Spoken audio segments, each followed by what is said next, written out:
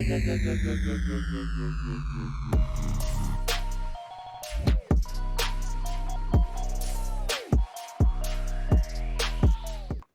you coming on again, Low Pop and Uman. And this is a CEO or co-owner of Low Poppin' on Instagram. This is the first time I've had a reoccurring guest on my podcast. So honored to have you back on. I think after my last podcast, you made some rounds through some other YouTubes and Instagrams. It's pretty cool to see you kind of getting out there and like hearing the content you're doing. It's pretty cool. So again, appreciate you coming on. Anybody that wants to kind of get into his history and some of the stuff I kind of talked about in the last podcast, like your come up and stuff through like just the origin story. It was all covered in like the last podcast. This is going to be more of what's going on since the last time we talked, what's going on now, and it's going to be a pretty cool discussion, kind of more market stuff in your business. Getting into that a little bit deeper. So again, if you could just reintroduce yourself to some of the people out there, it'd be great. Sure. So yeah, my name's Umair. I'm from London in the UK. I'm now 30 years old. I was 29 on the on the last podcast. And yeah, I'm a huge fan of Pokemon. I've left my medical career to pursue Pokemon cards. This is a full-time business for me, and I'm very, very honored to come on again. So thank you very much for inviting me. So yeah, I do a full-time business in Pokemon cards, buying and selling mostly the high-end cards. That's basically what I do. Awesome.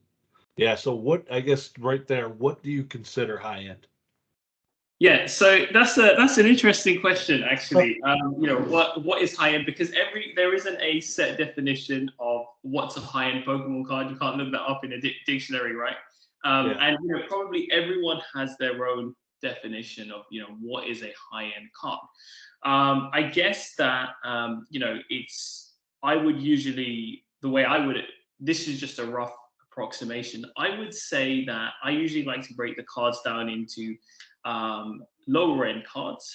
We're just talking in terms of the value, the monetary value right now. We're not talking about, there can be some cheaper cards which are very nice looking that, we all love. But in terms of, if we were to break the cards down based in terms of monetary value, I would say that I would put low end cards, I would put almost at $300 or less. I would put medium end cards, $300 to $5,000, and then I would put high-end cards $5,000 upwards. I mean, I might argue that a high-end card could be $3,000 and upwards, but usually I think once you hit that $3,000 to $5,000 range, that's usually an amount that I would personally consider high-end. So yes, just to kind of summarize, 0 to 300, I would put that in more of the lower end category. $300 to 3,000 to 5,000 medium end, and then above 3,000 to 5,000 I would put in the high end. And one more thing is you also have the extremely high end as well.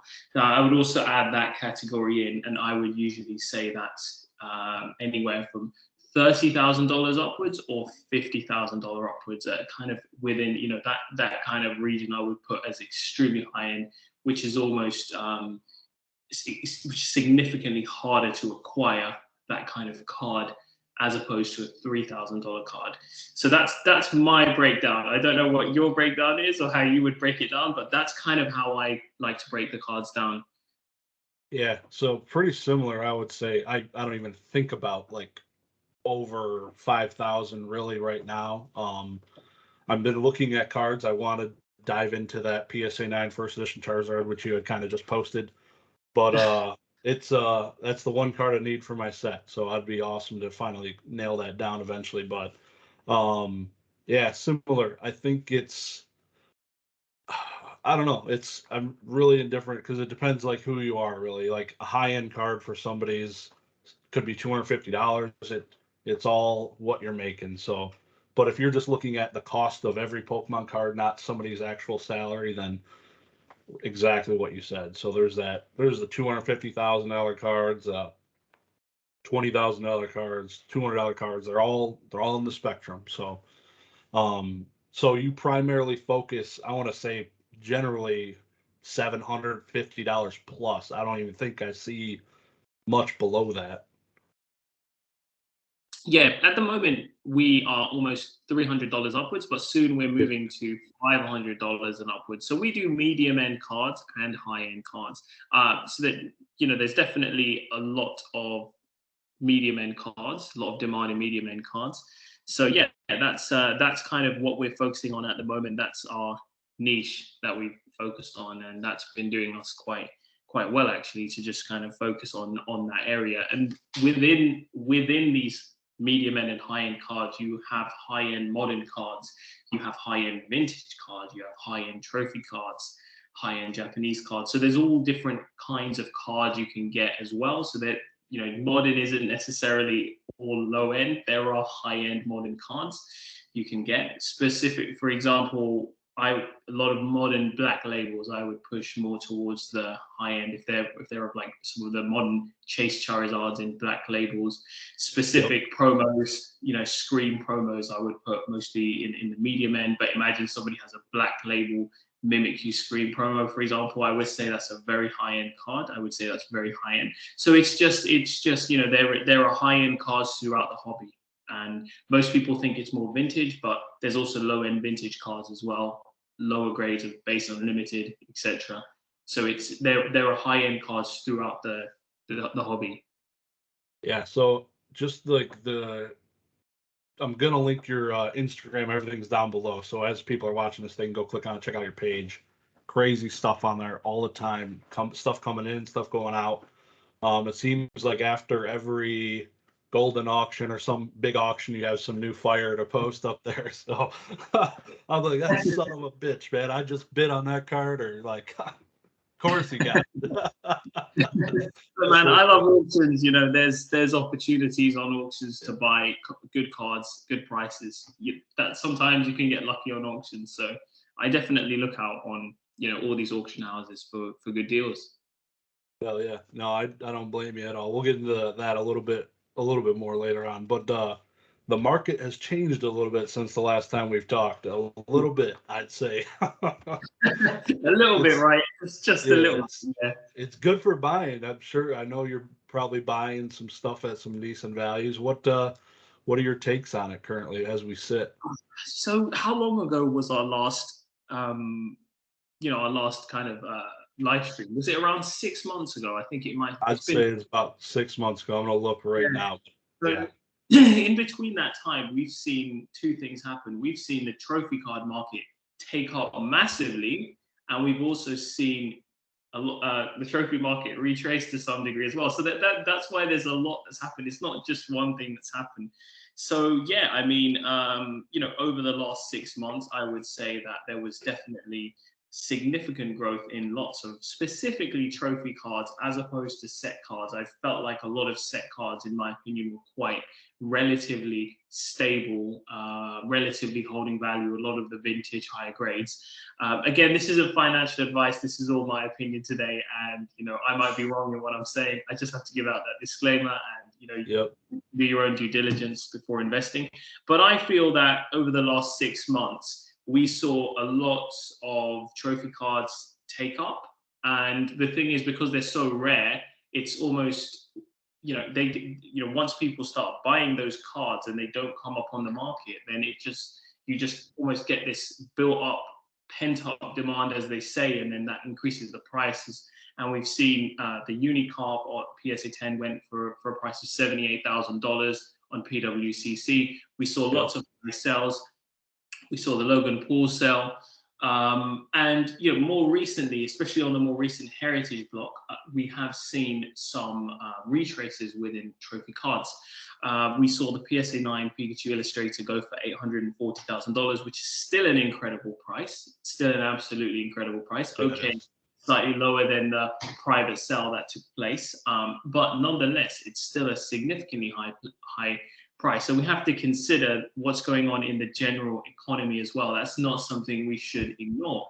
We are, I believe we are pretty much in a recession at the moment, or a bear market in the general economy, seeing the stock market coming down. I think that to my knowledge, at least, we're not officially in a recession, because you have to have 2 consecutive quarters of negative GDP growth, but I believe that figure's coming out soon, and there's inflation going on, and the stock market's gone down, and crypto markets have pretty much crashed. Let's be honest, NFT markets have crashed, and Pokemon cards have, so specifically some of the trophy cards, they've retraced a little bit.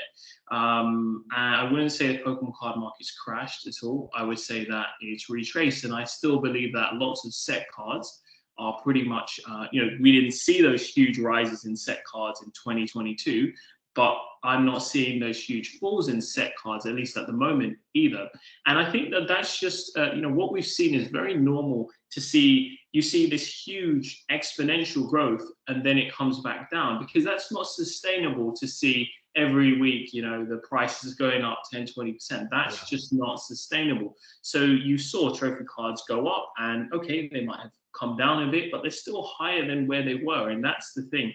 Rather than us trying to look at the market almost on a weekly basis, sometimes, we just got to look at the bigger picture. And 3 years ago, if you were in this market 3 years ago, 5 years ago, who's losing then? So that's what I like to think.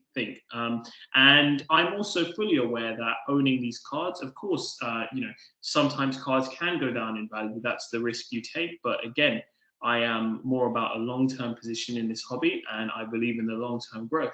So, I mean, if you had your money right now in the stock market, which is considered to be this, one of the safest investments, compared to 6 months ago, you had it in the S&P 500. The amount of money you could have now might be 25% or 30% less. So this risk, the only way you can avoid this risk is don't invest, and then you'll lose money through inflation. So, that's the thing. So I think overall, we've seen huge growth in the trophy card market. Has come down to some degree, but it's still overall up. Set cards are holding relatively stable. There's good overall demand in the Pokemon market. It's a collector's hobby. The general economy is weaker at the moment, and there's still an active, strong demand within this hobby. Yep, I completely agree. We saw the big uptick when everybody, at least in the U.S., I think probably in your area as well, were getting money from the government. Everything started climbing, and now this is literally like a 180, going through what we're going through. I think the last time we spoke, Bitcoin was at 50,000, and now it's like 20. So things have been, it's not sustainable how low it is. So it'll be interesting to see the next 2 years, not even, hopefully not that long, but in the next coming years, how this goes back up, or if it does. But there's no money. Like, people are getting bled out. People, medium incomes, just their money's going to gas or other things. Now it's tight. Yeah, so that's the thing. We have seen increases in the price of lots of commodities, specifically gas. Obviously there's a war that's going on right now, unfortunately, and that and there has been an increase in commodities and an increase in the price of food, etc. And as I said, the economy as a whole is generally weaker right now, and that can have an impact on collectibles. That can have an impact on lots of markets. But again, we're not seeing the crashes that we've seen in Bitcoin or cryptocurrency that we're seeing in this market. And again, when opportunities like this come up, sometimes these are better times to buy. You don't have to necessarily worry and start selling your items, right? You could almost think about it the opposite way and think, hey, well, there might be some good opportunities to buy now. So there are good opportunities to buy, and I have been buying. I've been buying a lot, and I've been getting great deals, and and it's been a good time. I've been enjoying the time when I can get better deals. So that's the thing. So yeah, I think overall, we just got to look at where we are today compared to where we were 2 years ago, to where we were 3 years ago, 5 years ago, 10 years ago, and that's how it is. So I'm not worried about the market. I think that even in the current market, to see $840,000 on a PSA 9 Pikachu Illustrator, that's still such an excellent price. That card back in 2019, I don't have the figures on me, but if I believe that it was probably in the valuation of somewhere around $100,000. Now we'll have to look back and research that more. Maybe $100,000 to $200,000. Do you know the range it was in 2019? The PSA 9 Pikachu Illustrator. Yeah, I don't know exactly. Yeah. I would say it's probably right around 200,000. Yeah, maybe around 200,000. You're seeing $840,000. Okay, there was a high private sale, but it's still done excellent. Charizard first edition base PSA 10 was a $40,000 card. Okay, it peaked at $400,000, $420,000. Even if it goes back down to, let's say, $150,000, it's still done excellent. So that's the thing. Overall, the market is still a lot bigger, and it's come such a long way from where it was. So yeah, that's how it is. And 6 months from now, we could be in a very different situation. The economy could pick up. 12 months, recession doesn't last forever. If things turn around in the general economy, that can have an impact, a positive impact on the Pokemon card market. But what I will say is that people, they don't want to, the difference between Pokemon cards or collectibles and these other markets are that this is a collector's market. People aren't just buying these cards to make profit.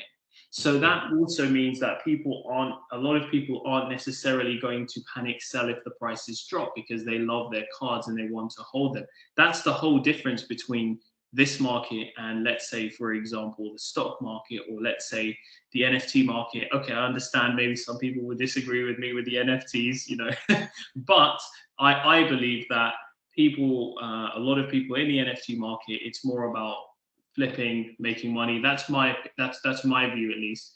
Whereas in the Pokemon cards, people actually want, people want to hold them and keep them. Yes, I know some NFT holders will probably disagree with me, but what I will say is I believe there's a lot more people in NFTs who are there maybe just for the profit, as opposed to Pokemon cards, where I would say the vast majority of people in this hobby probably aren't necessarily here just for profit. They're here because they love the hobby, they love the cards, it's nostalgia.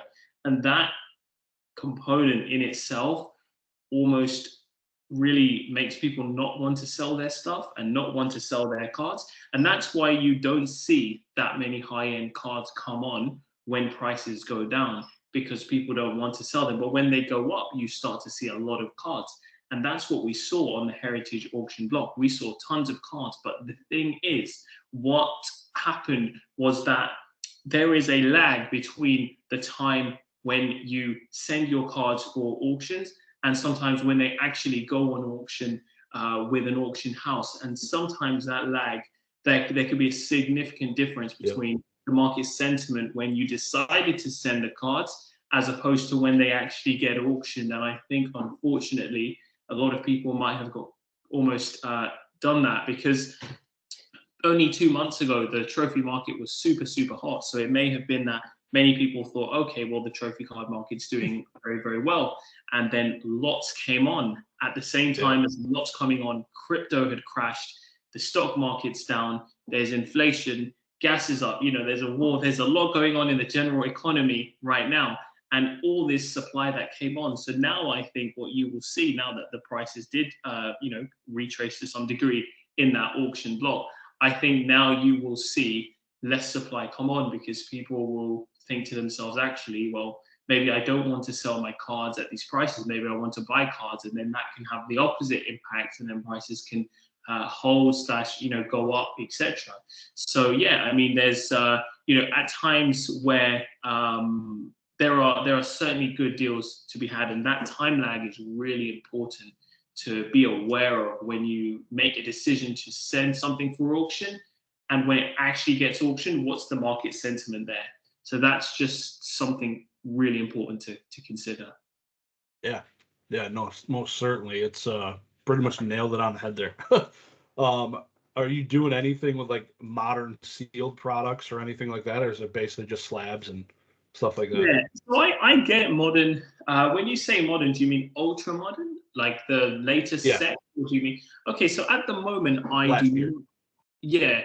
So I do not sell modern boxes at the moment. In terms of ultra modern, the most recent ones I do not go to a supplier and buy them and sell them. There are a lot of businesses that do that. I may consider doing that in the future, although at the moment I am not doing that. I don't have the capacity to take that on right now. That's actually a lot of work. It's a lot of volume to deal with that many items, as opposed to my current model, which is almost lower volume because it's more high-end items. So yeah, that is something that I may consider in the future, but not at present. That's cool. No, it's I've looked into it, but similar. It's like it's a lot to deal with. I had Mason from Cardinal Gaming on here, and he pretty much helped talk me out of doing something like that. So I appreciate that, because I definitely would be dying right now. Yeah. Like if I bought them, I'd probably just set them aside and let them sit. I wouldn't be probably the flipper on them. So Yeah. I mean, I think that, whenever, generally speaking, when there's, with modern product, I think there's a lot of businesses that are doing it, a lot of people, a lot of businesses. And to almost, so I think in the past, a lot of the time when the modern boxes came out, they would increase in value, and those businesses would do very, very well. However, now, because you don't always see that trend happening now with modern boxes, they actually might fall a bit after they've come out. And I think yeah, that's also, if I'm not mistaken, due to the supply. I think that the Pokemon company prints a lot more modern product now as opposed to when they did, in addition to the markets being slightly cooler than they were in the peak. So the amount of demand in modern cards is probably a bit less than when it was the new hot thing. That's when Pokemon was once the new hot thing. Now it's not necessarily the new hot thing. It's an established, growing collectible hobby that is as time goes on, more and more people are getting into it. But it's not almost like a tiny hobby which just grew massive. So there isn't that hype around it as there was. So yeah, that's the thing. It may be something I consider in the future, but not at the moment. yep, yeah, I respect it. Yeah, I look forward to those days to see you. You're gonna have like 7 people working for you. It's gonna be a massive, massive company. So, and I'm curious. I never thought I'd see the day that a low popping Facebook group. I thought it was Instagram for life, and this thing happened. So you created a Facebook group, or had acquired one, rebranded it. So if you could kind of just explain, not why you or how you acquired it, but kind of like the sole purpose of why a low popping Facebook group exists. Yeah. So, well, basically, the opportunity came up to become the admin on a Facebook group. Now, Facebook is another social media platform. So is Instagram. These are social media platforms. And on different social media platforms, transactions happen, buying and selling happens, right? You have buying and selling that happens on eBay. You have buying and selling that happens on other websites like eBay. There may be some local US websites that you guys have, maybe like Craigslist, etc., where people sell cards. I'm not sure. But in the UK, we have another website called Gumtree. Sometimes there's cards that sell through there. In addition to that, eBay and websites, eBay and websites like eBay, i.e. platforms for buying and selling. There's also social media, which is another platform essentially for buying and selling. And I think that Instagram wins when it comes to buying and selling, generally speaking, for any social media platform. But certainly there is a lot of activity that happens on Facebook. I don't think any activity happens on TikTok. I don't think almost any activity happens on Twitter. I don't know about that. But certainly Instagram and Facebook are the 2 areas. So this opportunity came up to take over this group. So I thought that this would be a great opportunity to get involved in. And it was actually a UK only group. So when I took over the group, when we took over the group, we decided to make it international, actually. And we thought that was a really great thing, because I always like to grow things. I always like to make things bigger. I like to allow everyone to participate. And I think that it's essentially a platform for anyone to come in to buy and sell and trade their collectibles.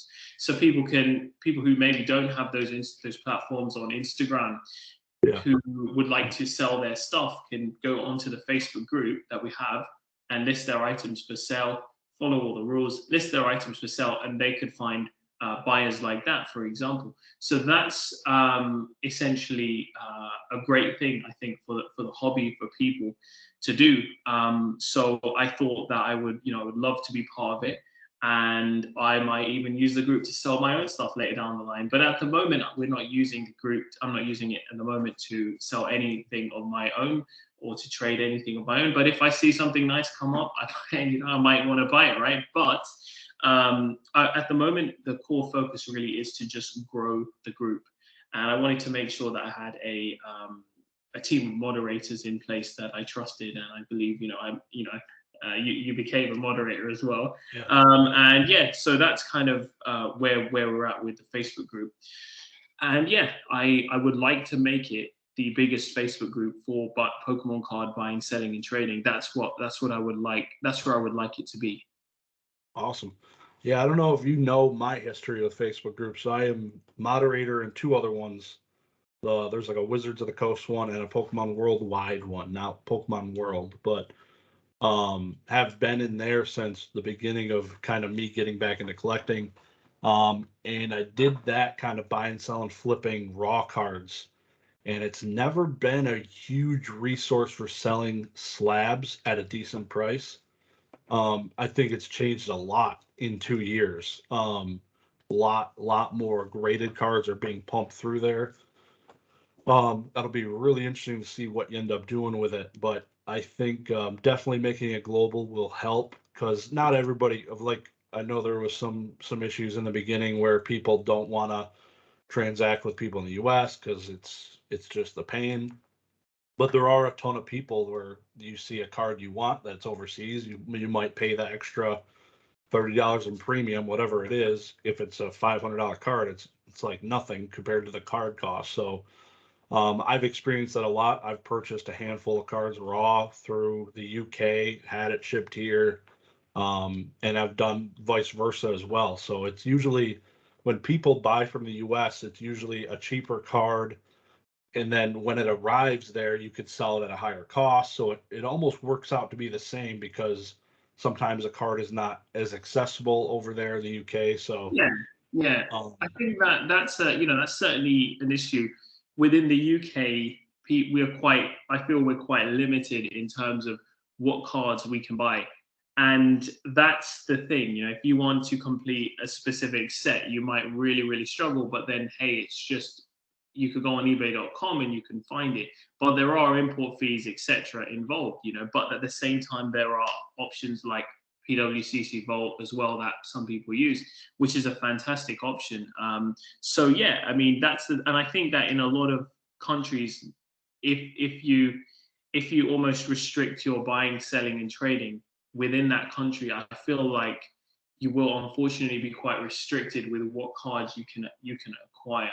So, and I realized that very quickly coming into the hobby. When I first started, right, I used to go on ebay.co.uk, and I would really struggle to find cards that I wanted to buy. But then I would see, oh, well, it's on ebay.com and it goes on an auction. It's quite common there, but over here it isn't. And sometimes there are UK premiums that exist, right? I think that has maybe once upon it, I think that, I can't speak for the whole market, but I think that those UK premiums have come down now. I don't think that you see UK premiums as you once did. I think when the hobby was smaller, I think that the premiums were higher. But nowadays, because the hobby's so much bigger and there are options like the PWCC Vault, etc., I do think that generally speaking, those premiums, sometimes they're not there. And in fact, sometimes it works the opposite direction, especially on a high-end card. If you try to sell a high-end card and you restrict your buyers to UK only, it's a very good chance you'll actually get a lower price, because you're just not exposing yourself to all of the buyers. It's actually very difficult to sell a high-end card within the UK. So depending on the card, depending on the buyers, etc. Yep. No, I think it'll be very interesting. And then I'd be interested to see like if there's any incorporation like PWCC, the vaults, and the Facebook groups, like being trusted sellers somehow. That'll be something like that would be pretty interesting to see develop. So PWCC Vault, you've kind of mentioned do you utilize? Are you going to utilize eBay Vault? Have you looked into it at all? Or So yeah, so PWCC Vault, I use the PWCC Vault, and I love the PWCC Vault. It's fantastic. The main thing that for me when it comes to these vaults is storage, security. And PWCC is the largest auction house for Pokemon cards, right? So in terms of where I feel comfortable leaving my cards, I feel as comfortable as possible leaving my cards in their vault. I don't think there's another safer place I can leave, like in my opinion, right? I don't feel like there's another place that's safer than that vault. And most people who do have really high-end cards do store them in the PWCC vault, because it's you don't want to store these kind of cards in your house. You don't want to. Once upon a time when they weren't worth much, maybe it's different then. But now when you're talking cards are worth thousands, tens of thousands, hundreds of thousands of dollars, you have to take precautions and security. So I do use the PWCC Vault. Big fan of it. Big company, trusted company. I've got absolutely, nothing bad to say about them. The eBay Vault. So of course, this is news, right? That the eBay Vault has come out.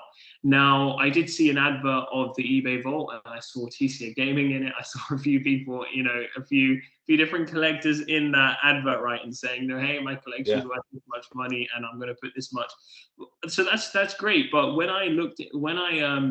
from what I've heard, and I'll have to do some more research, apparently, and maybe you know more than me about this, so I might be wrong, I'm not 100%, but apparently you can only store cards that were purchased off eBay in the eBay Vault. Do you know more about that by any chance? Currently, yes, $750 and up.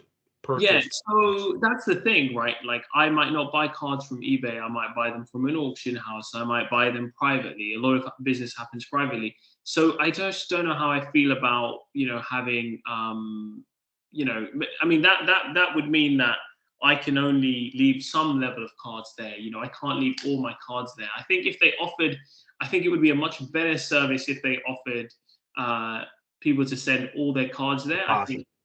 I think that would be a much better service.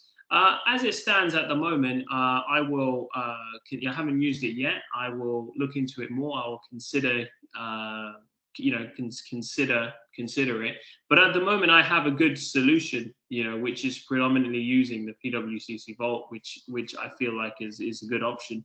But it's as time goes on, more businesses with anything. Any kind of venture, as time goes on, more businesses will come in and things become more competitive.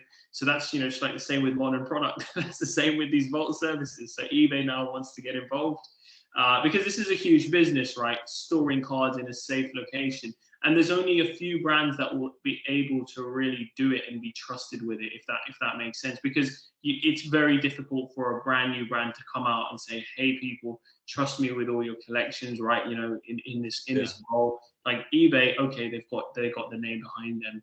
PWCC have got the name behind them. Golden have got the name behind them. Heritage also have the name behind them, huge name behind them, but they haven't offered that service yet, which does surprise me actually. But who knows how the future is? Maybe they will change their mind. I'm not sure. But I think that I believe you will probably see more auction houses offer this service. People, the businesses that have that could be trusted with doing this. So but these services, they are invaluable for the hobby. I would definitely say that. Whilst they are businesses, they are invaluable for helping collectors. Feel comfortable. The average collector wants to feel comfortable. And if you go and put it into a local bank vault, for example, well, what would actually happen if something happened, right? There are cases where in bank vaults staff might, what if something bad happened, unfortunately, if you had all your stuff in a bank vault. Okay, you have it insured, but then will you get paid out? Will there be a legal battle? Have you made sure that you've agreed you're fully compliant with all the terms and conditions of your insurance agreement? A lot of us haven't been through that process. No one wants to go through that process, and probably almost no one's been through that. So again, there's still a process involved. God forbid you had a collection in a bank vault and it was insured, and because what I will say is, not related to Pokemon cards, but many times people have things insured and then the insurance is invalid. And let's not ignore that, because that happens in other things. That happens in car insurance, that happens in life insurance. And that isn't, I'm not necessarily blaming it on anyone here, but I'm saying that there is a lot of fine print sometimes in these agreements that you sign, and really, like, for the average person to sometimes understand what's in these legal agreements is very, very difficult. And you almost need a lawyer to actually read through those documents. You could have like a 40-page terms and conditions for your insurance agreement. Do you really understand it? Do you see what I'm saying, right? So, like, whereas if I just go and put my stuff in the PWCC vault, you know, I feel a lot more comfortable, you know, that they aren't going to do me wrong, you know, because, you know, that's the thing. So, not saying anyone's doing anyone wrong, but I'm saying I just feel, you know, I feel comfortable there. That's what I'm saying. What's your thoughts on what I'm saying? I know for a fact, pretty old, maybe not 100,000%, but eBay will be accepting submissions, like deposits into an account, which is what Rusty did and some of the other guys. They were able to just deposit. Yeah. So they're building a base, and now they're gonna slowly trickle it out. They're gonna start at 750, and they'll lower that, and then I'm hoping that they do some type of weekly auction where you could click and submit cards to this. That would be amazing. But nothing on that has come out or any of that. But PWCC's vault is awesome, especially for people in the UK. Being able to transact, never having to ship a card to the US, can kind of keep it there, and then just drop ship direct to a customer from them, because you could just input their address and they'll ship it to them, right? Yeah, no, it's awesome. It's honestly, it's awesome. And like I said, it's an invaluable service for the hobby, in my opinion. And I think they were the ones who started it in cards, right? It was PWCC first, then Golden came along, now eBay's coming along. So yeah, Is yeah. Golden's even like a thing right now? Like, I have not heard anything on that. I've used the Golden Bolt when I bought some stuff off Golden. I thought, well, hey, Okay. what's the point in shipping it, right? Like, you know, I bought some stuff off Golden Bolt, and yeah, it's you know, it's I haven't really. I've just kind of almost. I think I've just kept a lot of stuff there. I haven't really shipped that much out of there. But yeah, I mean, it's again a similar service. Again, you know, it's yeah, that's yeah. We just had the Heritage Signature auction last weekend, Saturday, Sunday. Yeah. Did you anything awesome come up for you? Any big buys or? Yeah. So I bought a couple of things actually. I've been buying, I've been buying a lot on these auctions actually recently. You know, I bought the Master Scroll. I picked up a PSA 10 Master Scroll. That was for a very good price. You know, for $12,000. So you know that card. I know that card very well. I've had the BGS 10, the Pop One BGS 10 go through my hands twice. And that card, it's such a desirable trophy card. You know, it's the top prize in the Daisuke Club. There were 3 clubs. There are more clubs, but there are 3 almost similar point-based clubs: the Fan Club, the Players Club, and the Daisuke Club. So the Daisuke Club is like the final one out of those 3 clubs, and the Master Scroll is the top prize. And then for the Players Club, the top prize is the Umbreon Play promo, and then the top prize for the Fan Club is I'm gonna have to check the points again for that one, but I know the Magikarp's the most expensive, but I think Porygon's I can't remember the points on that one. But basically, it's a top prize card, you know, in a club, in a Pokemon points-based club. In 2010, there's only 26 PSA 10s. I looked back, there hasn't been a single one added to the Pop Report in 2 years. So it's really, really rare, and it's really high end. But for some reason, we've had so many people sell that card in the last 4 or 5 months. We must have seen more than 5 come on. And I don't know why that is, but a lot of people seem to have sold it. Whereas last year, I remember I was looking for one for a client, actually. I was looking for one, and I put a buy post out on E4 for $30,000. And this wasn't in October 2020. I'm talking, this wasn't during the peak. This was like, you know, sometime in 2021, right? That I didn't even get one hit, you know, and that time maybe nobody wanted to sell it, and then maybe some people started to sell it, but then you've had a barrage of them come on. But I think, you know, how many can come on? That's the thing, right? So, you know, only one, like pretty much 6 weeks before, one went on an auction for $22,700, if I'm not mistaken, in like at the end of April. I think it was Scott's auction. So like, you know, it is a valuable card, and that just seemed to just go quite low in that auction. And my max bid would have been much higher actually, you know, than that. So yeah, I picked that up. I picked up a Lugia. There was a CGC 95 Lugia that I picked up first edition. It had 210 subgrades. And, you know, I think that CGC 95s are undervalued. I think that, you know, when you have a BGS 95 with really strong subs, that goes for a very good price, right? Especially if it's a nice card. If you got 10, 10, 95, 95, a lot of the time you'll see that card might sell for pretty much the PSA 10 price or not too far off, right? With 10, 10, 95, 95 on a BGS card, right? Depends which card, right? Depends exactly which card. If it's one of those really low pop PSA 10s, maybe not. But if it, you know, like where, you know, when you have disproportionately high PSA 10 price because it's super low pop. So maybe not on those kind of cards, but you know, for another type of card, you could see that. But I think that with CGC 95s with good subgrades, maybe they are a little bit more affordable, and I think that they you can get really good looking cards for good prices. If you wanted to cross them, potentially, could you cross them to you know, BGS, etc.? That could be an option. So I only picked up those two from that auction block. There were a lot of cards. I bidded on some other things. I did lose some things, but those are the only two items that I won on that block. So yeah. You see Heritage now does a weekly TCG auction. They had it before on Tuesdays after the video game block, but now they have a dedicated auction just to TCGs on Wednesdays. Oh, really? I didn't know that change happened. Has that happened very recently? I live streamed it yesterday. That was the first one they've done. Okay. So okay. going forward, every Wednesday it's like 9 p.m., which is not good for you. So actually, I'm gonna have to put my bids in early, you know, before I sleep.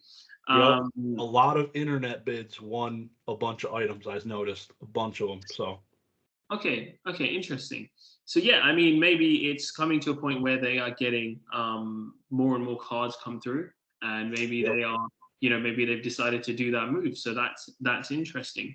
So yeah, did you win anything on the recent Heritage block? Yeah, I haven't told the channel yet, but yeah, I ended up winning the Creatures deck Zapdos. Oh, okay. Yeah, to go in my collection. So I'm spoiling it here for anybody listening, but I was waiting to get it. But I apologize, I made you spoil it. No, you're good, man. You're good. But yeah, no, I think that was just a good opportunity, man, to buy stuff. And again, you know, that specific block, you had way too much supply on all at once of high-end trophy cards. And I don't think have you ever seen an auction, a single auction block with that many high-end trophy cards? I just can't. No. I don't think I've ever seen that happen. So really, you know, when that happens, once in a while, when you get a huge auction block with loads of cards that come on, loads, like an extremely large amount of cards or extremely large amount of product, those specific auctions you will usually see, or you could see, a lot of good deals, because there's a certain amount of capital that can be spent at one moment in time, and you know, if there's a blow up in supply, then you know there could be good options, and there were definitely good deals. I think the Pika Ring PSA 10 went for like $21,000. That last sold at, I think, at least on PWCC, somewhere around $36,000. What else was, you know, you had the Illustrator. Okay, you had the Illustrator. The Kangaskhan, I think, did very well, actually, the PSA 9. You know, it went for $81,000. I've seen a bunch of those things, like the Master Scroll. People were just unloading that thing. Yeah, I feel for what reason? And that's what I find interesting. And it's such a popular card. It's such a popular price card, but for some reason, and that's the thing, how many can be unloaded? You've got 26. So if you've seen in a PSA 10, if you've seen like 5 come on in the last few months, how many more? There comes a time when people just stop eventually, right? And gets into the collector hand and it's frozen. And then that's it, you know? So, you know, this is the thing, right? A lot of people have bought cards at very low prices, you know, maybe in 2019, 2018. So sometimes people want to realize their profits later on. Maybe they didn't realize it in the peak. Maybe they held it. Maybe their circumstances have changed now. Their life circumstances have changed. They want to buy a house, etc., and they want to sell their stuff. And that's sometimes what happens. But certainly that card, yeah, there were way too many that came on, and but again, I look past that. I look at what the card is. I know it's the top Daisuke Club prize. I know it's very popular. I know that it's considered a more high-end trophy card and trophy prize card, and yeah, so that's kind of I just thought it was a good time to pick it up. Yeah, I'm hoping Heritage does do a vault soon. And I'm hoping that them doing like the separate auction now for TCGs is kind of like them, okay, we're going to start ramping up, having more, because I think it was like 140 cards they auctioned compared to PWCC's weekly where they do like 2,200 or something like that every week. They're still able to get everything auctioned off in about an hour, which was pretty good. So they could easily double it, make it 250 to 300, make it 2 hour long auction weekly, which is kind of long, but I think it's still a respectable time compared to like a golden auction. Those things can last hours. So those things could keep going. Yeah. Yeah, with the extended bidding, that's the thing. I'm actually not a huge fan of extended bidding. I like it when an auction just finishes, and it moves on. That's what I like. But Yep. Yeah. There's a couple. I think Certified Link. I don't know if you're familiar with them. They do video games and. Yeah, I do know who they are, but I don't actually use them that much. I know they're mostly video games, but there might be some good video games that come up, some good Pokemon video games. I think they sometimes do cards as well, don't they? But maybe not that many. Yeah. Yeah, it's a lot lower, and they're primarily VGA, not WADA. So, but there's still a lot of good stuff. Man, so what do you think? Obviously I've seen a bunch of SGC slabs, CGC, BGS, PSA, pretty much those four on your page. Do you have a preference, like as a personal like collection item? If I'm sure you have some, what's your favorite and why? Yeah, I would say, man, that for me, the cards that I like. So PSA is the gold standard.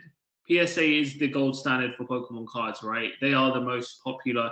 They have the most cards graded, and they're the most universal, right? Yep. Followed by BGS, in my opinion. So I like BGS slabs the most. I think they look the best for me. That's just my opinion. I like the fact there's subgrades. I like that. I really like it when there's subgrades because it just helps me to see exactly how the card's been graded. So I like BGS slabs. I love gold labels. I love black labels.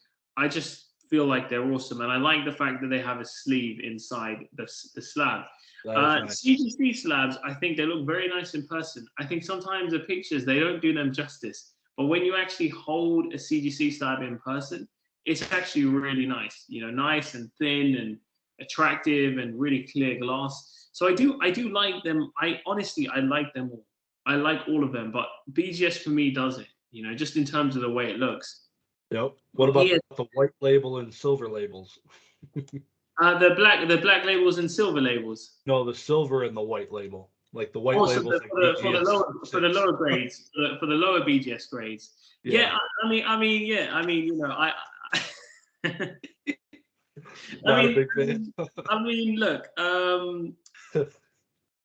look, I like I said, I like the gold labels and the black labels, I respect it, yeah. Look, I mean, yeah, like for me, like I like a nice high graded BGS slab, Yeah. They look fine. But obviously the higher the grade, right? The silver labels look better than them to me. Gold labels look better than the silver labels. The black labels just look awesome, man. It just looks so good. So yeah, I mean, they kind of do it based on the grade, don't they? So yeah, you don't usually see too many slabs. A lot of the time you see higher grade BGS slabs, don't you? So you don't see that many of those lower grade slabs. PSA doesn't really do anything fancy, do they? When it's when it's a higher grade, and not that I know of with SGC. I haven't I don't think they do anything. They make it look nice and fancy, do they? Yeah. They get like a pristine. There's a regular 10 and then like a gem pristine 10. I forget which one it is, but yeah, they. How do you feel about the way they look? No, not a big fan. I like it, man. I like it. I like it's like this almost kind of this very presentable look to it. You know, I really like it, and it's like it's because of the color, right? That the slabs are. It Yeah, just helps to definitely. really make the card just stand Yeah. out. You know, usually when you put like a black, like when I do a lot of my pictures, I like to have a black background, and then you just have the card, right? Because it just helps to bring out the real, like it helps to make the card, like either like a white or a black background. Usually it's nice and clear, and it's all like almost neutral colors, when you look at the card. And I like to, when I post stuff, I like to have a nice clear white background, or just a nice clear black background. So yeah, I think that with SGC slabs, just the way they are, they're just nice and they look good, Yep. So yeah, I'm a fan of them. I like how they look. Now, they are less popular in Pokemon. They are a lot less popular in Pokemon cards. And they sometimes go for quite a bit cheaper, I feel, than other grading companies. But at the same time, you could pick potentially a very good condition card up at a very good price. So yeah, I think that yeah, I mean, I think they're very popular in sports cards, though. They are very, very popular in sports cards. Just in Pokemon, they just are not as popular. But I think CGC's come in and mass graded so many slabs, and I think that there are so many CGC slabs nowadays. There's a lot of them. I don't even know if there's more CGC than Beckett at this rate. Do you know, or like that? I know CGC is probably up to 1.5 million graded, so about 1.3 million Pokemon cards, which is almost half of what PSA is graded in their entirety. Oh, I really? would say they're probably definitely past what Yeah. Beckett's ever graded Yeah. for Pokemon. Yeah.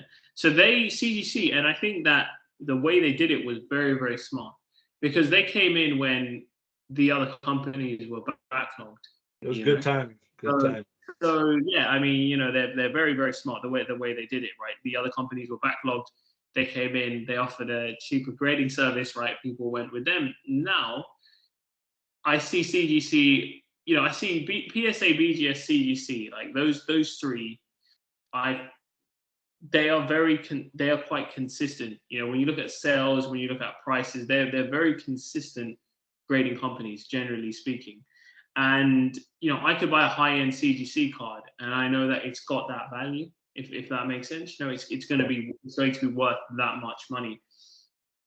So I do like them all. I think that they are I am a fan of all these grading companies. There are, of course, more grading companies. There's smaller grading companies, but really I would put these four as the ones that I would really buy cards in personally. Yeah, because it's really important, I feel, to have that brand name behind you, especially when it comes to these collectibles. CGC has a huge grading company. It's a huge grading company in comics. They've got the Yep. background, they've got the reputation, they've got the capital behind them, and it's just somewhere that's really, really trusted. SGC has a huge name in sports cards. PSA is PSA, BGS is BGS. So yeah, I think that for a grading company, it's very important to understand their history, because you are trusting their grades. You're putting your trust into these companies. The whole of the secondary market, the whole of the graded secondary market is, you're almost putting your trust into those companies and those grades. So yeah, that's yeah. But BGS is my favorite, man. How about yourself? What do you feel like? Which kind of grading I'm all company do you prefer? I'm all over, man. I'm literally all over the place. I got all four slabs on my desk as it sits. I like black labels. I'm not a big fan of the gold labels, which is why I do have a couple gold labels, but I'll sell them. They're not really for my personal collection or anything, but I like the Black Label Beckett's, but that thing, you could kill somebody if you threw that slab at someone. It thing is sturdy. Like that, the thing, it is protecting the crap out of the card. It is not going anywhere. That's kind of nice, but also it is heavy as hell. I like the sleekness of the PSA CDC slabs. I like the Yu-Gi-Oh in some of the SGC slabs. I play every game. I have stuff at CGC now, PSA right now. I've never submitted to Beckett, but I'll buy Beckett.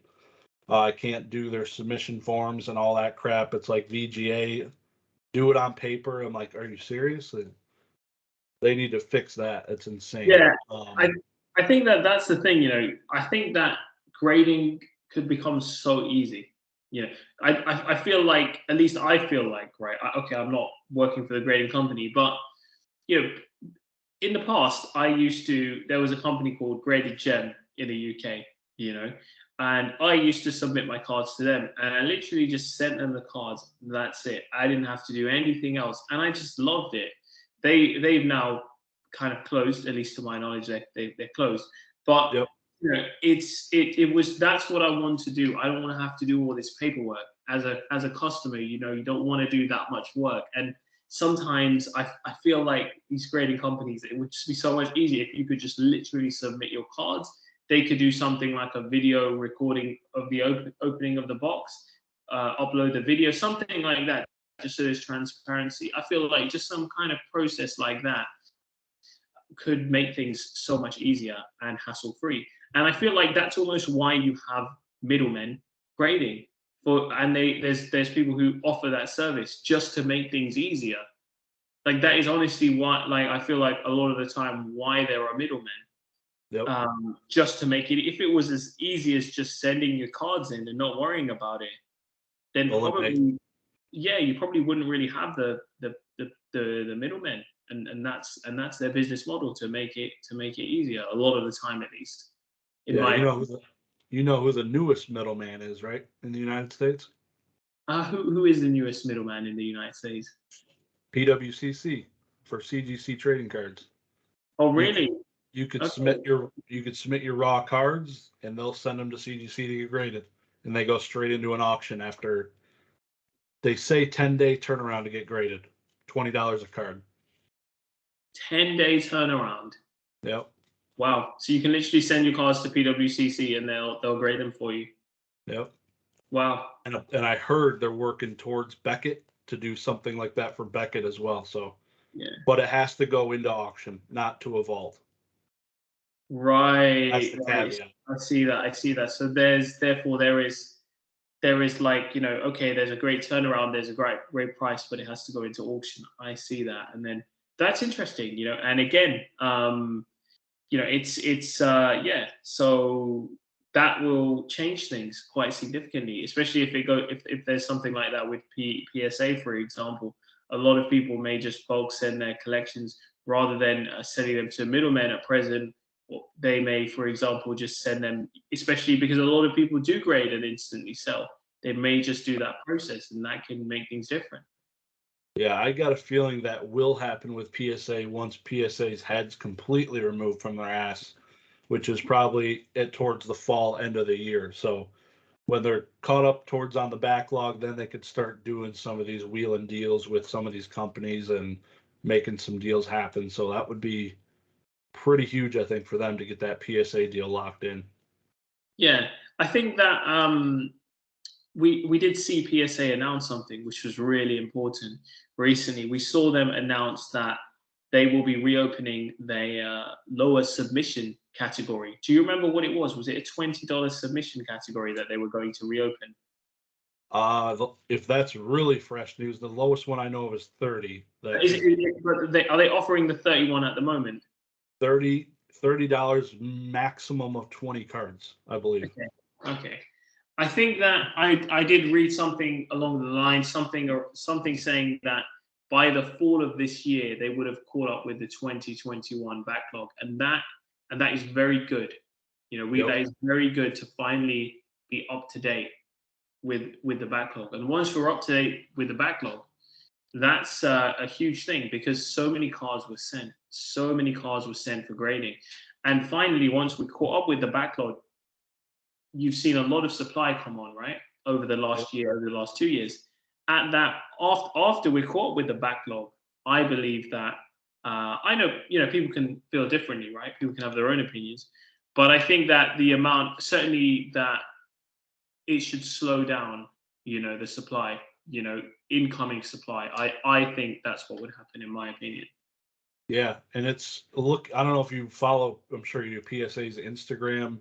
They shared very recently, like the most submitted cards for the TCG, and it's all Pokemon, and 99% of it's modern. Literally, Interesting. there's the 1999 base unlimited Charizard in there, mixed with, and that's probably right in the middle of the pack. But 2021, 2022 cards are ruling what's being submitted, because that's what everybody has in their hands, essentially. Yeah. I mean, that's what there's more of. There's not as much vintage. That's the whole difference between modern and vintage. So, that makes sense. You look at some of these modern population reports, some of these Charizard VMAX cards, they're like 7,000, 5,000, 10,000 in populations. It's huge. So whereas you look at a vintage card, it's, you don't usually see populations at that rate, especially in a high grade for a set card. So that's the thing. And but that is fascinating. Like, just something interesting, it's blowing my mind that, like, the Umbreon VMAX, Yeah. I think it's a VMAX from Evolving Skies, it was approaching $1,000. It probably stopped around 800. I haven't followed it, but it's well over, I think, 1,000 pop in a PSA 10. And then you have all these other cards that are like, I just bought a first edition Zapdos PSA 10 for $650 through auction. Much lower population. I don't know what it is, maybe 300, 340 or something like that. And those cards, like, that's all the modern people. That's literally just that many people have the eyes on it, so that thing's going to the moon. And the vintage is not being forgotten, but it's just not competing with some of the modern cards, which is pretty crazy. Yeah, I mean, the modern buyer pool, I think, is larger than the vintage buyer pool. And this is fascinating because this didn't used to be the case. In fact, modern was so small in the past at one point. Well, I don't know if I can say that. What I will say is that the modern buyer pool was a lot smaller than it is today. And certainly you would not see the price points that you see on modern today. But there's certainly been a lot of popularity in modern cards. Although what I would say is usually this is the pattern with modern cards. They come out, they're hot in value, they're very high, and then they start to go down in value as more and more get graded, and they do come down. And I think if you go back and you look at, for example, Shining Fates Charizard PSA 10, for example, you will, if I'm not mistaken, you would have seen that, like, when it first came out, it was really hot and it was really high priced. And as time goes on, more and more of those boxes get opened and the price just slowly goes down. And I think that you've seen that as well with Darkness Ablaze Charizard VMAX. And I think that is, generally speaking, the pattern, at least for a lot of modern set cards. Now, modern promos are different. And I think if you have limited print modern promos, I would say that these are sometimes, in my opinion, more investable. So cards like a lot of the Mario, Luigi, Pikachu's, for example, they are a lot more limited in print as opposed to these mass-produced modern set cards, right? But there's still quite a lot of them compared to vintage cards. But because they're so popular, that's what holds up their value. And again, screen promos, these are all limited print modern promos. So I feel like the modern cards which hold value and don't, generally speaking, fall that much and maybe have got higher long-term potential are usually the cards that were limited in print. And that's fascinating. And those are the ones that I usually think are more high-end. Black Labels is an interesting one for modern cards. So modern Charizard Black Labels, modern Chase cards. And I want to see how they continue to perform because they have come down recently. I've seen, especially for the previous sets, so sets like, for example, the Shining Fates or Hidden Fates, black labels. I have seen those prices go down for the black labels. And again, I guess that would come down to the fact that whilst they are extremely hard to grade, their populations still increase. But if you and a lot, because there's not nowhere near as many as the PSA 10s, but there's still quite a lot of them. And there's not, it's like there's still so many ultra modern boxes out there. So many. And let's not forget how many people store the boxes in hopes that they'll go up in value in the future, because that's a huge trend in modern. So there's a lot of potential supply to add on to these crop reports for modern cards. But like I said, I do feel that the limited print promos are different. What are your thoughts on like the prices of modern cards and how they'll continue to perform and the trends? Yeah, I think it's mind blowing. Which is off. It's great. It's great to see people spending that much money on modern cards. It gives me great hope for the future of the hobby. I think kind of like what you said. I think that Umbreon VMAX is gonna, I guess, say peak around whatever around it's at now. Everyone's thinking there's going to be more reprints, but say fast forward 5 years, that could be like the one card from the set everybody wants, and it is right now. So it will be in 5 years. The primary card. I don't know. I think there's good potential, but to see that card be $1,000 for ever, like it's for me, it's almost hard to believe. But I also wouldn't think the card would cost $1,000 now in a PSA 10 with a pop over 1,000. So I gotta say it's possible. Especially it being a secret rare. You got to open like 600 packs to pull one, which is insane. I think these alternative arts and not the character rares, because some of those are easier to pull, I guess, but the ones that take 600 plus packs to find and pull one. Yeah. We didn't really have that back in the day.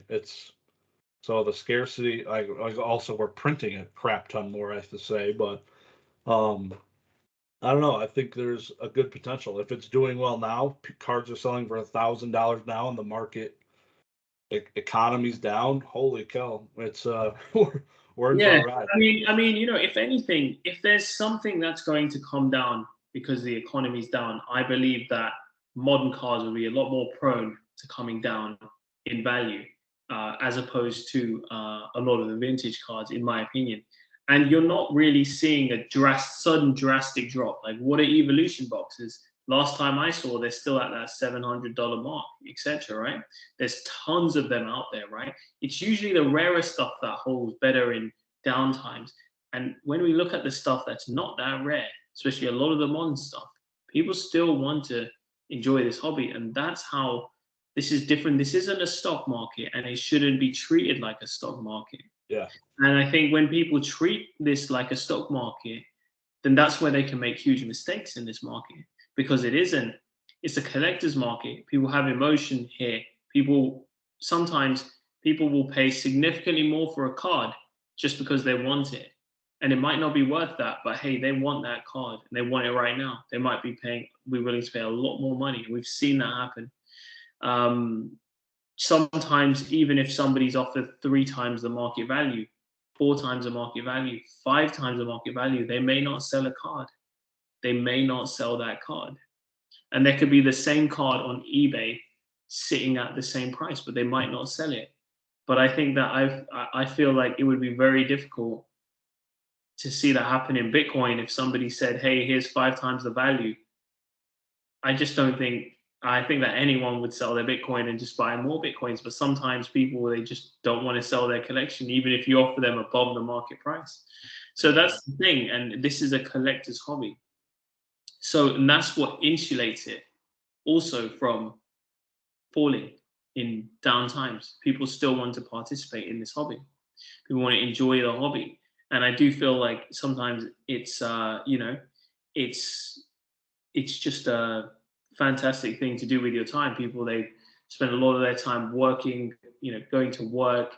They're tired on the weekend. Sometimes they want to relax, and maybe they enjoy this hobby with their kids. So it's just something fun that we all love, and that's just what makes it different. to the stock market. Yep. Yeah, it's gonna be a ride. It's gonna be a ride. I'm looking forward to it.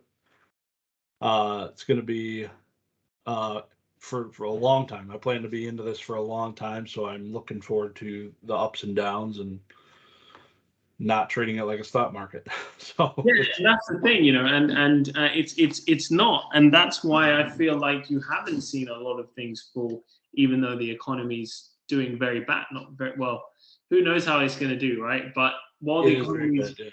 Yeah. while it's weaker, you haven't seen the same level of falls here that you've seen in other markets. Yep. Yeah, just for an example, I had a card. It was a BGS 10 gold label card that there's probably popped one or two that the guy really wanted it, and he offered me basically 5x the price. I was like, it's a Zapdos card. I don't want to sell it. That's the thing. That's the thing, right? Do you Yeah. see that kind of behavior in the stock market or crypto market? Somebody could offer you 5 times, and you just don't want to sell your card because it means so much to you. Yeah. Yeah. And that then has an impact on the secondary market values of these cards and how they perform in down times. Yep. Yep. Exactly. It's completely different for sure. Glad I don't have much crypto myself right now. It's Yeah, I mean, I sometimes get, paid in crypto, but I usually convert it straight away, because, when you're operating as a business, for example, that's an additional risk to them that I'm taking on crypto volatility. I'm not looking necessarily to trade crypto in the short term, so I'll usually just exchange it straight away. I think it's a great means of payment. I think there's so many advantages to it. It's fantastic, but at the same time, when the crypto market, somebody can tweet something and the market can go up, like can double or something. That is that makes me feel like that does make me feel a little uncomfortable sometimes, keeping money in a market where someone can tweet something and they can, it can go down, it can go up, or it can go down a significant amount of value. Now I get it that when Logan Paul first came into this hobby, right, there was a lot of hype, this and that. But I think nowadays I don't really think that necessarily someone coming in or a celebrity coming in or a box break, I don't really think that necessarily does anything. I think that the market is in a very natural place, which is a great thing. You don't want a market, at least I don't want a market to be easily influenced by others. Yeah. And it's in a natural place. It's where it is naturally. Yep. Yep. Are you chasing? You have personal collection? Is there stuff that you would never sell? You think, or is everything at a price? I mean, there is I do have some of my original personal collection, right? Cards that were from my childhood. I still have a lot of them, and yeah, I wouldn't sell them because they do mean a lot to me. It's history, it's nostalgia, right? Those are the cards that you played with. I played with those cards, so that is something that I probably wouldn't sell. Outside of that, I really think that there aren't many cards that you'll never see again. There aren't many cards that you'll never see again. So outside of that, if I get a good deal on a card, I might do that. I might just do that, and then I could have more capital, or I would have more cards, and then I could potentially get that card in the future. So I think that for me, I actually love the fact that I can trade cards. This is a really fun part of the hobby for me, trading cards, trading into other cards. And I think that that's what we did in school. We used to trade cards. I used to give someone this card or a Zapdos or whatever, and I might get an Arcanine. And that, to me, is a huge part of the hobby, trading cards. And a lot of people do it. And I think that that's become more and more popular now. I think that cash sales are sometimes not as popular as trades. A lot of the time, trades happen. And I think that that's really taken up over the last year, especially on Instagram. Trades. And it's become a trend, and it's just so fun. And I know a lot of people who sometimes they might buy something off me, right? Or they might trade into something off me. They might enjoy the card for a little while, and then they're like, okay, well, hey, maybe I can trade it back to Lowpopping or something like that, and they'll trade it back to me. Sometimes that's why I get this. Sometimes I do get the same card back multiple times, right? Or a few times, because I've often given it to someone, and then after a while, because I trade cards, not every seller does trades, and that's the thing, right? A lot of sellers, they want just the cash, right? Which is fine. Everyone's different, but I love to trade. So a lot of people will go and come back to me and then say, hey, well, I've got this and I'm interested in that. They'll trade the card back. They might add some cash. I might add some cash to them, and then we'll do the deal, and then it will go on. But I really enjoy this part of the hobby, and that way you get to go through so many cards. You get to enjoy so many cards as well. And you know, I get to make posts on all these cards, you know, do my little write-ups, and yeah, it's fun. It's really, I think trading has almost revolutionized the hobby. Do you trade much, or are you more like kind of cash buys, cash sales, and these kind of things? I have traded once or twice, but I would love to trade for your Charizard. That's for sure. Oh, you would, yeah. Well, you know, maybe after the stream we can Throw the book at you. No, we can talk about that. I have a So lot of piglets. yeah, well, we might have to do another trade there. I'm just joking, but you know, so that's the thing. I think trading has taken up, and you know what? In that Facebook group, I want it to grow and grow and grow, and I want people to trade in that group, you know. And that's just what I feel like. For everyone's different. Some people, they just want to never sell their card, right? They never want to sell it, right? But I would say that most people would sell their cards at a certain price, right? I think there are some collectors who would just never sell, right? But most collectors, if they were offered double, they would usually sell the card, and that's not necessarily for the money. It's almost because, hey, I can get more cards, right? Or hey, I can, you know, and that's fine. There's nothing wrong with doing that. So you know, you know, with the trades, for example, in the Facebook group, it would be really amazing if people could just, you know, trade between each other. And it's just something that I feel like, just going back for a second, actually, sorry. Like I said, some people love to just hold the cards and never want to sell them. Sure. But a lot of people as well, or other people, or some people, they like to own a card for a little while, enjoy it, and then move on to the next one. And that's how a lot of people are as well. And for people who are like that, trading is awesome because they can go through so many cards. They can enjoy this first edition PSA 9 Blastoise space set. Then they can go and trade it for a couple of screen promos. And it's like, that's just something completely different. Okay, cool, they own a Blastoise for a while. Now they own these screen promos. They can take the screen promos, go and trade that for you know, a some kind of Daisuke Club promo or something, and so on. And it just helps people to explore what they like. And I feel like through doing the trades, certainly with many collectors, I feel like it's helped them to explore and understand what they enjoy in the hobby. And then they might start to say, hey, actually, I like that you know, like Japanese cards. I like the modern cards, modern promos, etc. And it's a great way to open up to different parts of the hobby. I love trading. I think I've actually been a middleman for trades as like the Facebook moderator I am in the other groups. People come to me saying, hey, you're in the United States, can I use you as a middleman? And if you have that, like dedicated middleman in the different areas, because I think it's definitely probably required, because there's a lot of shiesty people out there. But this is the issue. Yeah.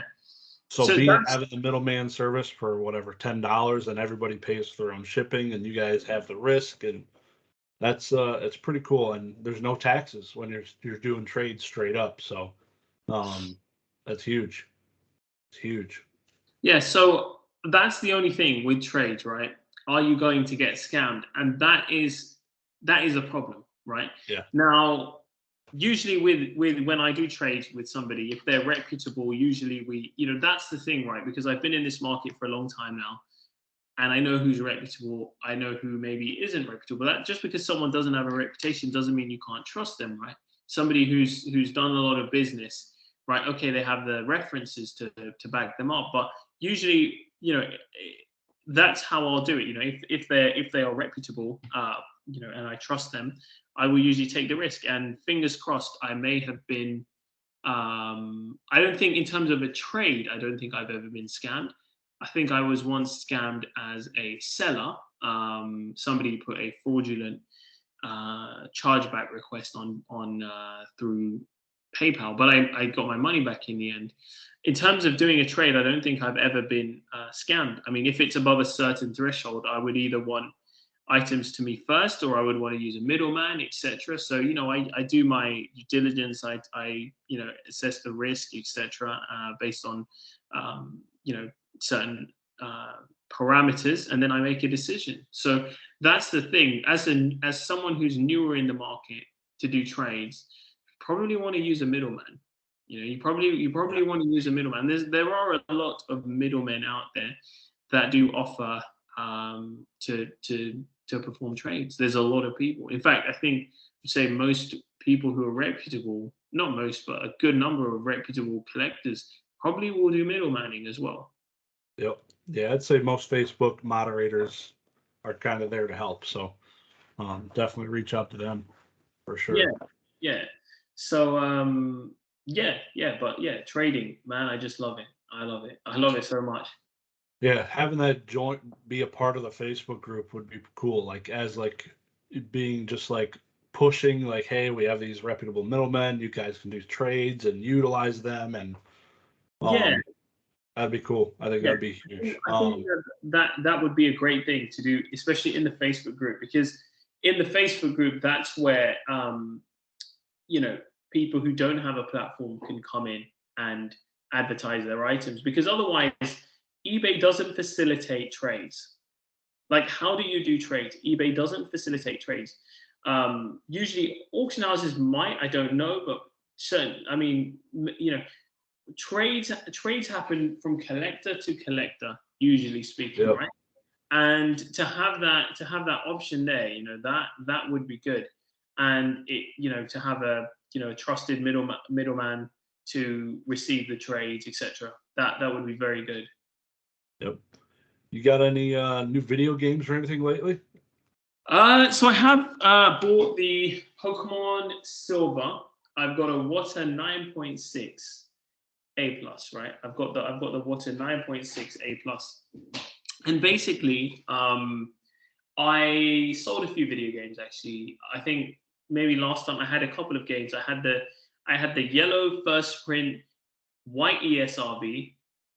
There's also a no ESRB yellow as well, which I think collectors sometimes disagree about which one's the first ever print, right?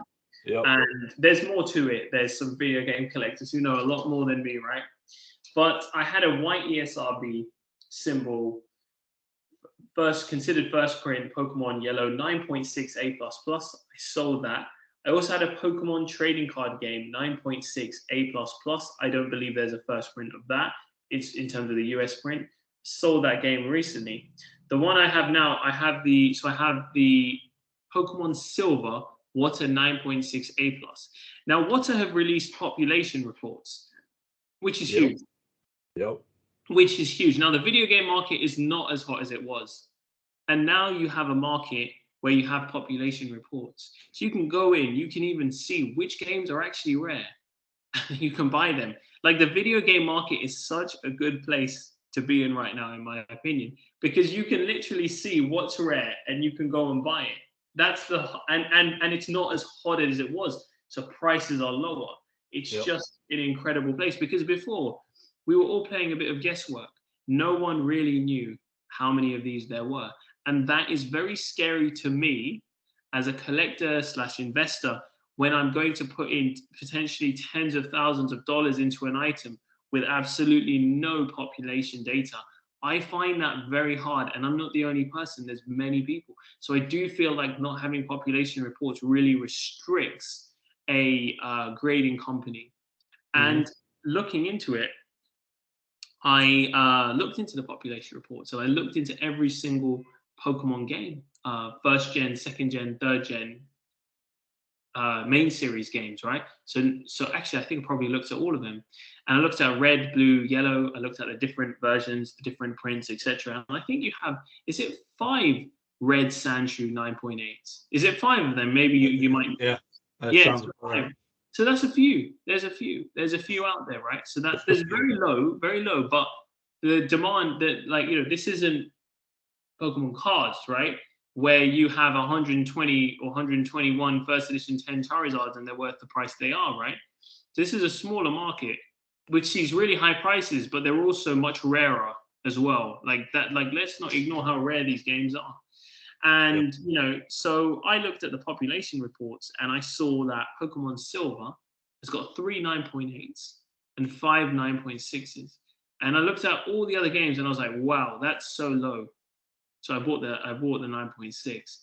And so well, actually so yeah, that's basically why why I wanted a 9.6. There was so I saw that was very low. And I think Gold doesn't even have any 9.8, Pokemon Gold. It doesn't have a single, at least last time I've checked. So that's important to know. Imagine a first ever Gold 9.8 comes, so that's the thing. I find it fascinating to look into this market, and there's many games where it's a different market, and it's just so fascinating. Outside of the silver, I don't think I've been offered games here and there, but I'm very selective now. I want the rare stuff. I want to go after the rare games. And I think the thing is, with the pop report right now, they haven't put in the seal grades. They've only put in the actual box grade, the numbered grade. So it's like, okay, if you have an A++, well, how many A pluses are there? I was bidding on the Emerald. There was an Emerald 9.8 A++ on, was it Golden? I think it was Golden. I think. Yeah, and I was a second bidder, and I really wanted that game. And I think I saw there was like 7 or 9 9.8s, right? But it's Emerald, it's got Rayquaza on it, and I was a second at that. Person above me just kept bidding me up, so I lost. I lost that auction. I really wanted that Emerald, but I think for me, I like it when markets are a bit cooler, because I can take my time. I can go and pick out the items I want. I can study the markets. I can see what's rare. When there's so much going on, everything's going up, sometimes it's easy to almost lose track of what you want and what you want to go after. And right now, while there's opportunity, you can almost take a bit of time, slow things down, study the market, understand what is a rare item. Like I did with the Master Scroll, right? Like that was a very rare item. I knew it was a rare item. I got it at a good price. There are going to be these deals here and there. And I just advise everybody to just go and do your research. And you don't necessarily have to rush and panic buy. You don't have to panic buy or panic sell. They're both bad decisions, aren't they? Panic buying and panic selling. Yeah. So and that's the thing. People who sell specific items may heavily regret it. Especially maybe even in that heritage block, for example, there may be many people who really regret selling their items, or for example. So you got to be you got to kind of make good decisions. Make good decisions, and remember, why did you buy this stuff? Okay, and there's nothing wrong with wanting to invest in these cards. There's absolutely nothing wrong. Even if you don't want to collect them and you want to invest them, there's nothing wrong with that. If you want to collect them only, there's nothing wrong with that. And I would put most people almost in a hybrid between collecting and investing. Right? I would say most people have got almost like a bit of a hybrid, right? Maybe some people are more towards one end than the other, right? And I think we got to just remember, why did we buy it? Did we buy it because we love it? Did we buy it because we love it and we want to see it go up in the long term? Did we buy it because we want to see it go up in the long term? So, if we bought it for that reason and it's taken a bit of a retrace along with the general economy, which is, in my opinion, done much worse, that doesn't necessarily mean you have to go and sell your items right now. Yeah. So especially if you have rare high-end items, you have to, that you might not get again. Just remember that. Remember that. So unfortunately, I saw there was a card. There was the TMB trophy, and I think it went, and I was bidding on that as well, and I lost it, right? But there was a TMB trophy, Tropical Mega Battle. Do you remember what it was on the Heritage Box? Was it like a number 2, number 3? Do you remember what it was? No, I did not see that one. I saw it play it back through somebody's live stream, but I don't know which number it was. I don't remember which number it was, but that's a hugely significant trophy, you know. And you know, it's such a significant trophy. It's almost like you have the Pikachu Illustrator, then you have the Pika trophies, then it's like, in my opinion, you have the SSB and the TMB. But now the Kangaskhan, I feel like, it's taken over the TMB. I feel like that's more valuable, and it's gained more popularity and notoriety over the TMB. But that trophy, you know, it was a, you know, it's a tournament trophy, isn't it? Very early tournament trophy from 1999, and that sold for less than the Kangaskhan, which was a, you know, family event competition. This was a TCG tournament trophy, you know, from 1999. So that's the thing. And you know, it went for around $50,000, but in the peak, I think it went for over $100,000 on Yahoo auctions or something like that. So there are certainly some, you know, some good deals here and there. And just, you know, just remember, you know, do you know what you're selling, and whether you feel like you know what your goal was. And that's what you just have to keep that in mind. What was your goal with buying these cards? And as long as you don't detract from that goal, and there's always noise, there's always all this noise right in the background, and you know, you could watch a video and you could scare yourself to the moon, right? If you watch a video. That's why, like, I don't want to say I don't watch other videos. I do watch people, but I've always got my own mind at work and knowing what I want. And I always look at the video, and I don't ever watch a video of anyone. This isn't just with Pokemon, and fully, not to say, hey, no, wait, maybe I shouldn't say. I don't watch a video and suddenly automatically believe 100% that this person is 100% right, especially if it's an opinion on the future, because the truth is nobody can predict the future. You know, if you go on look at the economy, there's been people that have been bashing the economy, saying that we're going into recession almost every week for the last 10 years, and finally we go into a recession, right? You know, at the end of the day, if someone always says we're going to be in a recession, eventually they'll be right.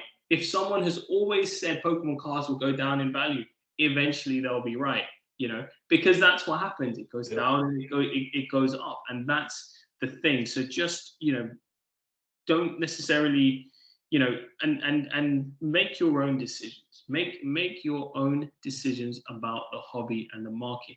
Look at the fundamentals. Don't listen to the noise. Look at the fundamentals of the actual hobby and the cards you are going for.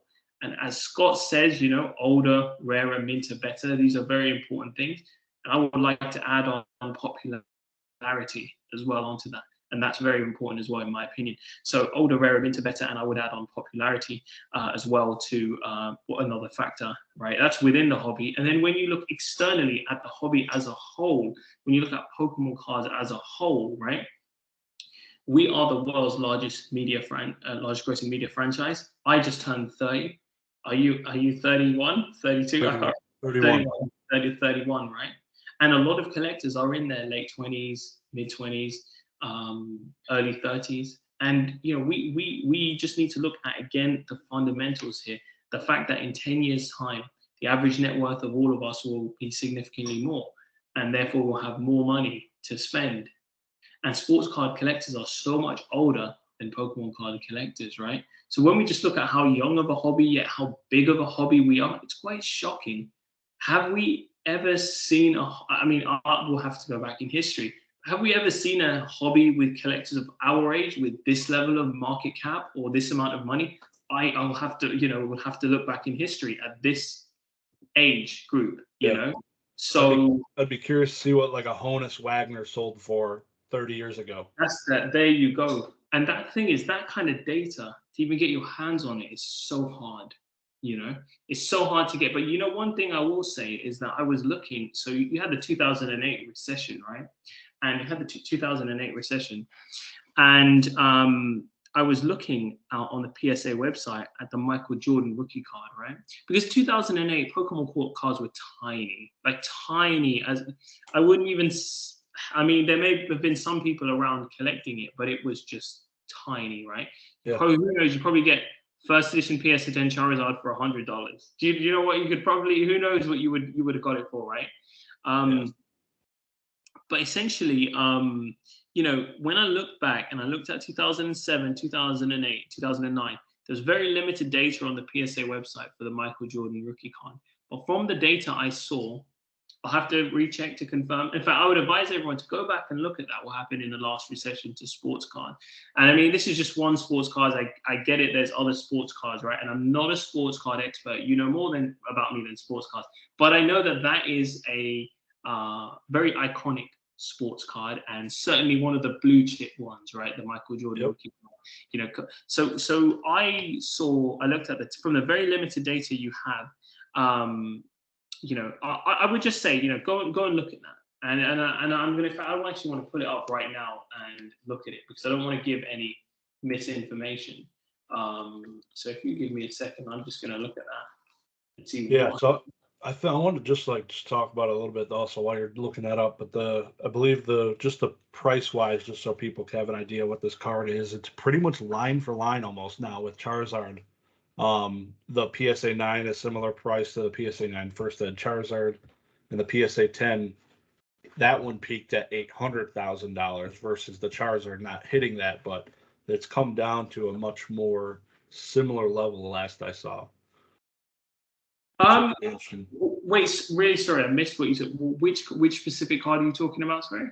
1986 Fleer Michael Jordan rookie card. Okay, yeah. Sorry. So that card you said was it went up to around 800,000 and then went back down to So that is interesting. I think they were almost like a similar price now, aren't they? So yeah, I think that there was again, I'm not an expert in sports cards, but yeah, I mean that is fascinating that they're similar prices. Although there are more Michael Jordan rookies than Charizard, there's like 313. That's quite a lot, and to have that kind of price points, hundreds of thousands on that card, and there's so many, with sports cards, there's so many cards that hit the 6 and 7 figure range, especially a lot of these 1 of 1s, 1 of 5s, all these kind of cards. So that's what I find fascinating. But I really need to study it more. And if I just look back, to be honest, the best person to kind of answer this will be someone who is actually in the sports card hobby in a recession. And I think it's probably better I, leave it to somebody like that. But what I will say is, from the very limited data,